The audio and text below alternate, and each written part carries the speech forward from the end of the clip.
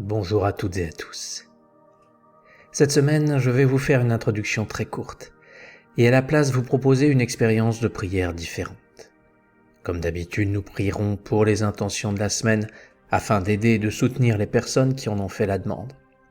Mais auparavant, je vous propose quelque chose de différent. N'hésitez pas à me dire si ce genre d'expérience vous plaît. Et pareillement, Amen, je vous le dis, si deux d'entre vous, sur la terre, se mettent d'accord pour demander quoi que ce soit, ils l'obtiendront de mon Père qui est aux cieux. En effet, quand 2 ou 3 sont réunis en mon nom, je suis là, au milieu d'eux. Comme toujours, Jésus est fidèle à notre demande, et nous ne pouvons que le remercier d'être là. Qu'il puisse nous inspirer ce qu'il y a de plus beau afin que nos prières soient puissantes et majestueuses. Le destin de l'humanité n'est pas du tout celui que certains imaginent. Le Seigneur souhaite que l'humanité vive un grand destin. Lorsque nous sommes plusieurs et que nous nous rassemblons, nous devenons plus forts. Malheureusement, l'histoire de l'humanité montre que cette force a été utilisée pour faire le mal. L'union s'est faite pour former des armées, pour envahir, des gangs pour s'accaparer, des lobbies pour gagner plus d'argent. Mais cette union peut utiliser cette force pour faire ce qu'il y a de plus beau, former une fraternité qui n'a d'autre but que d'accomplir la volonté de Dieu. Je sais que beaucoup ont peur du mot volonté de Dieu, ils ont l'impression d'être esclaves et de ne pas être libres, mais sachez-le, vous ne serez jamais libre autrement qu'au sein de Dieu. Mais c'est un autre sujet. Donc je vous propose, aujourd'hui, de nous unir. Certes, nous ne nous connaissons pas, mais nous sommes rassemblés ici. Alors grâce à notre imagination, je vous invite à penser que toutes les personnes ici présentes, nous nous unissons de la plus belle des manières, avec un grand amour, immense et désintéressé. Pas un amour humain qui attend toujours secrètement quelque chose et qui finit par se sentir rejeté et aigri s'il n'a pas ce qu'il demande. Non. Je parle là d'un amour avec un grand A. L'amour que Jésus nous porte, un amour qui se suffit à lui-même. Lorsque vous vivez cet amour, peu importe que l'on vous renvoie l'ascenseur ou pas, aimer est déjà la récompense. C'est un amour très subtil et raffiné. Alors imaginons un instant que nous ne formions plus qu'un seul groupe. Chacune de nos qualités est mise en commun et bénéficie à tout le monde. Nous sommes plus que la somme de tous nos êtres. Nous sommes ainsi tellement plus puissants que nous pouvons réaliser ensemble de grandes choses. En premier, imaginez que vous baignez dans une lumière divine telle que je vous en ai déjà parlé et telle qu'elle est décrite dans la Bible. Et cette lumière, c'est en quelque sorte le ciment qui nous unit. Imaginez donc que nous ne soyons plus qu'un grand rond de lumière.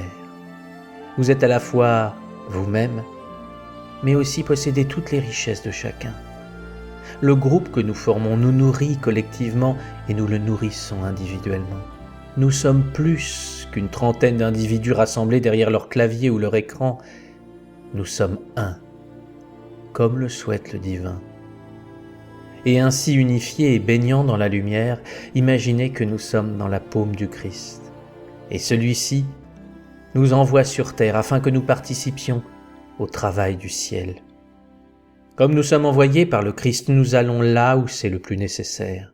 Cela peut être pour soulager un être de sa peine, pour aider un autre dans la solitude, pour soutenir un serviteur de Dieu qui vient de chuter, mais aussi pour donner de l'espoir à quelqu'un qui n'en a plus, pour éclairer des personnes corrompues afin qu'elles se souviennent qu'elles sont divines et ont une autre destinée que de servir le mal. Nous intervenons à tant de niveaux, nous rétablissons l'harmonie partout où nous nous rendons. Cela est aussi au niveau de l'environnement où, en tant qu'envoyés du Christ, nous pouvons inspirer des idées afin de dépolluer notre terre qui nous donne tant. Rendons les rivières propres, tels que devraient être les sentiments de cette planète, limpides et purs. Nous intervenons aussi là où règne l'injustice, afin que la lumière du Christ se manifeste et que soient chassés tous les ennemis visibles ou invisibles qui créent le chaos.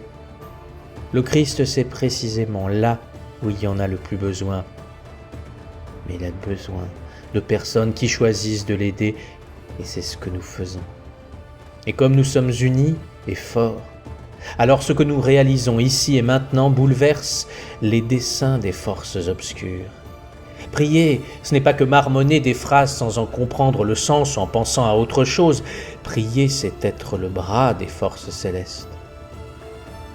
Et cela est fait non pour nous donner bonne conscience, mais pour donner des résultats réels et probants. Soyez donc fiers de vos prières, car un jour, quand vous vous retournerez pour voir ce que vous aurez réalisé dans cette vie, vous vous souviendrez de cet instant de prière, et cela vous emplira de joie. Car vous aurez réalisé là une œuvre merveilleuse, dictée par les plus hautes sphères lumineuses. Continuons quelques instants dans le silence à être ici sur terre, ce groupe uni par l'amour qui sert le ciel avant tout. Que la lumière jaillisse de votre être, qu'elle soit projetée et fasse disparaître les ténèbres. Ici même, nos prières vivifient cette planète, la nettoient et la ressuscitent. L'humanité est vouée à autre chose qu'à toujours être détruite pour ses péchés. Il est temps de créer quelque chose de nouveau et ce soir, c'est ce que nous faisons pour notre bien et pour le bien de tous.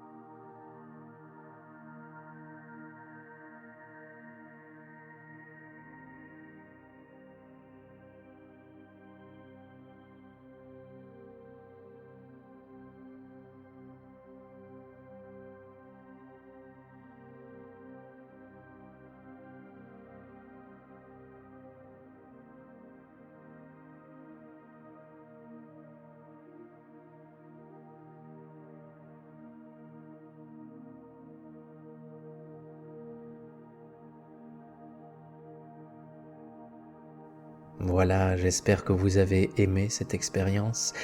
Dites-moi ce que vous avez ressenti, si c'est une façon de prier qui vous plaît.